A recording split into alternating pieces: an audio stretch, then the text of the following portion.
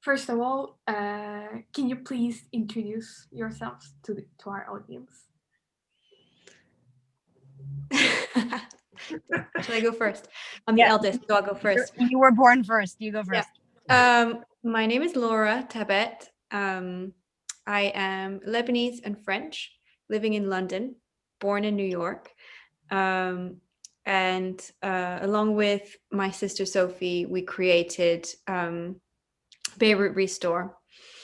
And we have another partner who isn't on this call. His name is Ulysse, also French Lebanese. My background is I'm a creative director and I work in the fashion and art industries. And I'm not gonna give you the whole spiel on where and when and how I came onto this earth, because it's the same as Laura. I just live in LA, which is the only difference. And I am a writer director working in the film industry. Nice. So the conversations with creatives, the series that we do, was about the creativity, like the concept of creativity in different people. But we would like to like focus this on Beirut Re-Store as well. So can you, like, of course we know the tragic the occasion that happened, but like can you tell us like how it like came to fruition? Like what was the discussion to make it happen? My sister and I were, very up in arms about what happened, and we felt very helpless and very guilty that we were not a part of the tragedy in terms of not being there. And we were seeing a lot of our friends suffering, and we felt this weird survivor's guilt, I think is what it's called. And then the fact that we were, that we are, that we live abroad. And so, and a lot of our friends were asking us to help them and help however we can. And so we basically, after I think it was one or two phone calls, came up with this idea of it came from a place of really just wanting to do something for our friends and family in our country. And we did what we know, which is, it's all founded in the creative industry, which is where we work and what we come from. Our families in the creative industry. So we decided to put this marketplace together. And, there were plenty of other initiatives that were quite similar in that sense, but where actually this came from my sister, where what she pitched to me was, instead of making it something that was temporary and for a short period of time, like a lot of the auctions that happened, one of the things she proposed was, what if we did it for a longer term? And what if it was more of a marketplace? And what if it included all kinds of objects from all at all kinds of prices? And that's where Beirut Restore was born. Yeah, I think we were really heartbroken, and we just it wasn't an option not to do something. And we thought, we can use our connections and call on our friends, international friends, and together kind of create this voice of international artists that can help Lebanon, that can kind of be this kind of united voice to help our country. Yeah, that's a great answer. So like our second question would be, you said, like, you have both mentioned that you are in creative industry. So how do you think creativity will have the impact on the world? Because usually, I don't know, maybe that's very specific to where, like, how I grew up, because I'm also a designer and a visual everything, like I shot films and everything. But like when we first told, they were like, oh, couldn't you be a doctor or something like that? So basically what we're trying to ask is that, how will creativity have impact on the world, like such as Beirut Re-Store, for example? It's a great example. It's very funny because we have obviously a similar culture in Lebanon, and we had our friends growing up. There were two options: either you were going to go into the doctor, lawyer, professor part of the world, or you were going to go into the arts. Now, to my father's dismay, I think we both went into the arts. But we, like I said, we come from that background, and what we have found is that Beirut is very much fueled by its art and culture, much like I think Turkey also has a lot of that. There's so much there's so much in terms of the art, like the craftsmanship and the artisans that exist in those places and have existed since the beginning of time, and it's very rich in that culture. So to us, I think a lot of people end up relying on the arts, especially in periods of destruction and tragedy, whether it's going to the movies to escape, or going to a museum to have, to be able to gain some perspective and take a breath. The power of the arts, I think, is actually at its finest in these moments of despair. And like, for example, it's the election right now, and all I want to do is just go to the cinema and watch movies until it passes. We have this tagline, restoring Beirut with the energy that drives it. And I guess that kind of answers your question in a very direct way, which is like Lebanon and Beirut is somewhere that really thrives off of creativity. And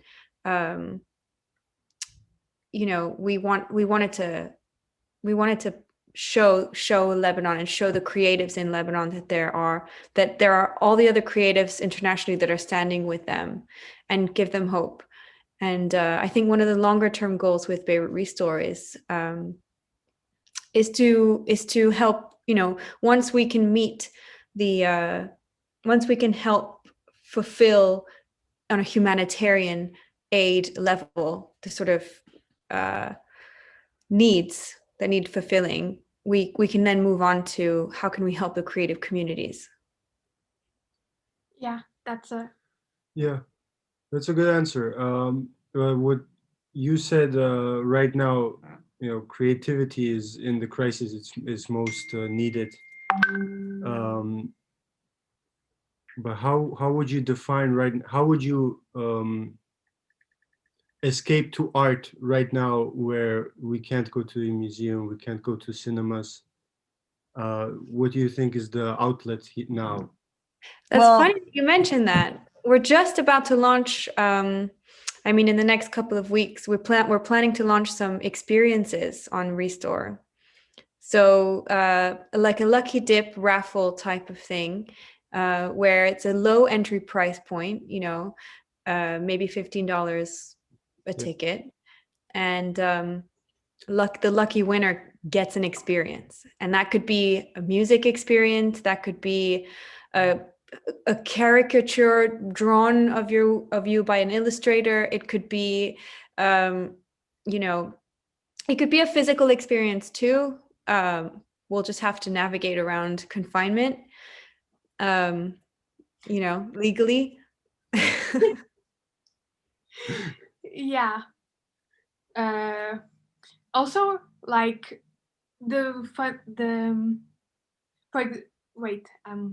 I think we just had an earthquake.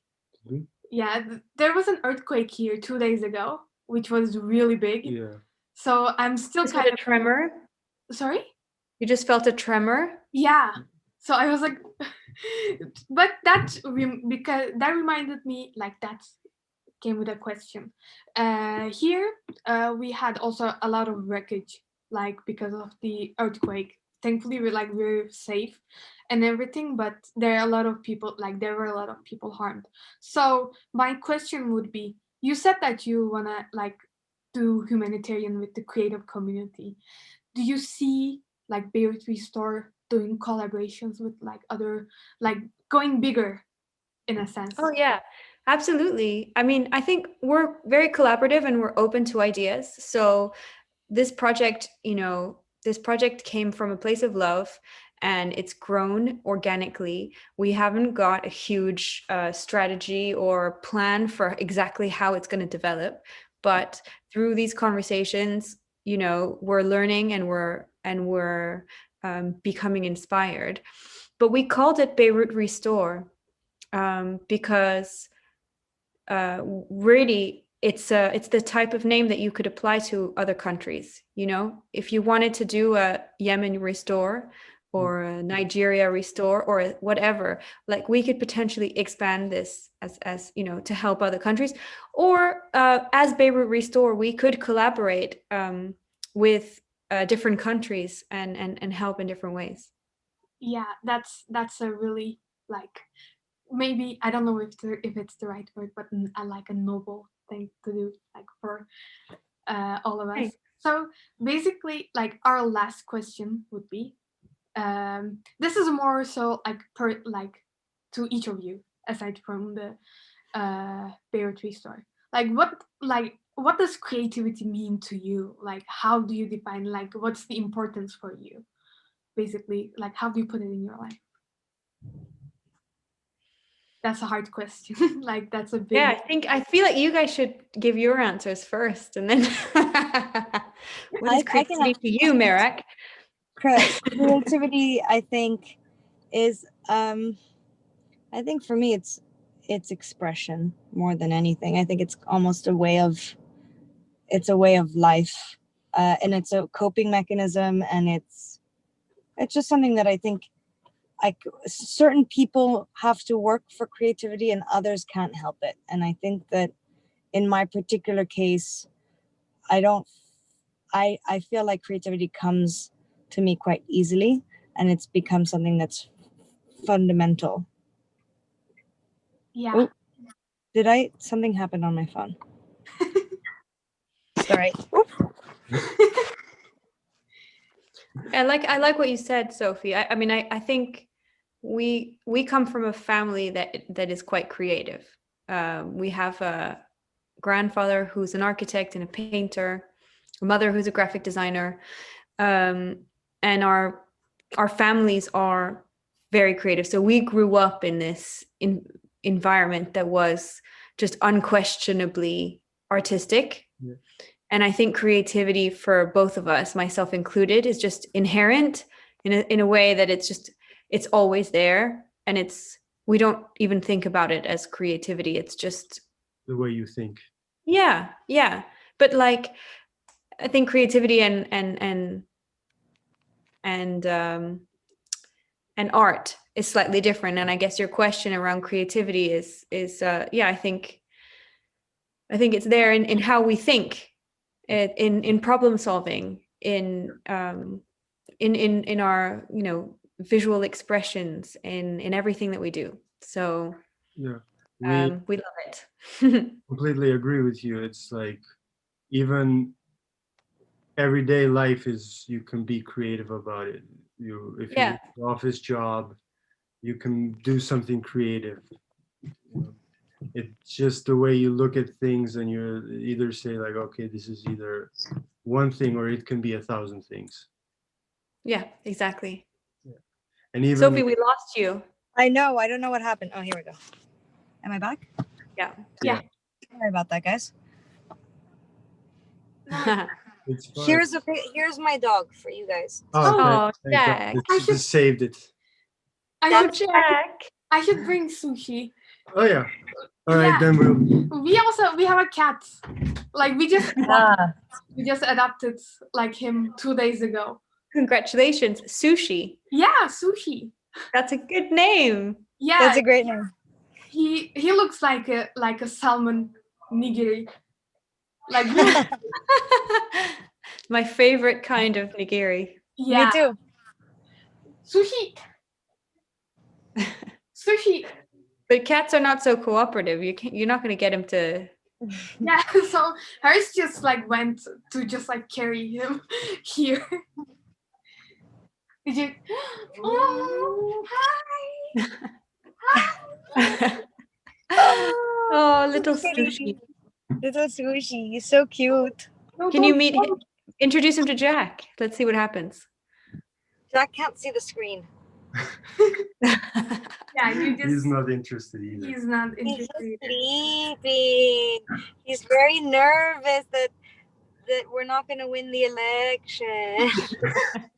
Let's not talk about politics.